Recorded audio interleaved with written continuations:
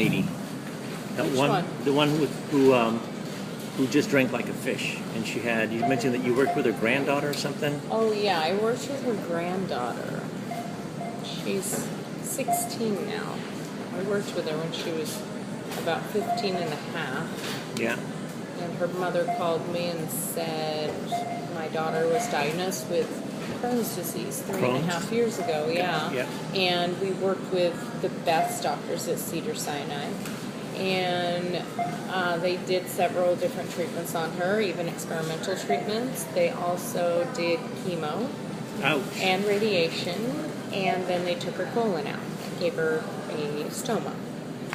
So they gave her another round of radiation to try to get rid of the infection in her colon, and it didn't work, and in fact made her worse. So they virtually told her, we can't do anything else.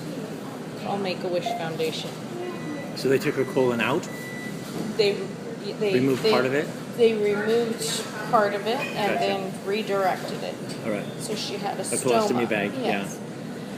Yeah. And they said, there's nothing we can do. We've tried 3.5 years. You're still infected. You're still full of inflammation. And none of the treatments that we've done have worked. Yeah. Instructed her to call Make-A-Wish Foundation. Yeah. That's virtually where she was with that. So she did do that. She called Make-A-Wish Foundation. She wanted to go to Hawaii. Then her mother called me, told me the whole situation. And I said, well, I can help her. I can help her body heal.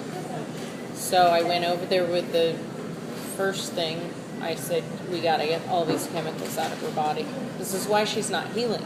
Is because they continued to put poisons in her body when her body was already yelling, please help me.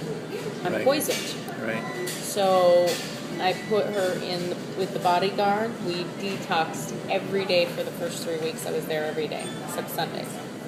And then it was every other day after about a month.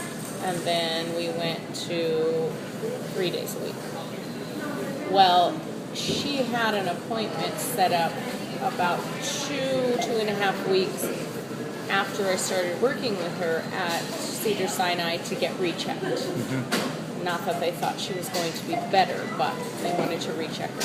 So she went in and they said, well, we don't know what's going on, but you have no inflammation and no infection. Come back in 4 weeks. She came back in 4 weeks as we continued detoxing and putting her on the right foods. And they said, in 4 weeks, if you're still better, we're going to reverse your stoma. Oh, nice. Nice. Yeah. Cool. So meanwhile, she's getting this Make-A-Wish trip to Hawaii granted.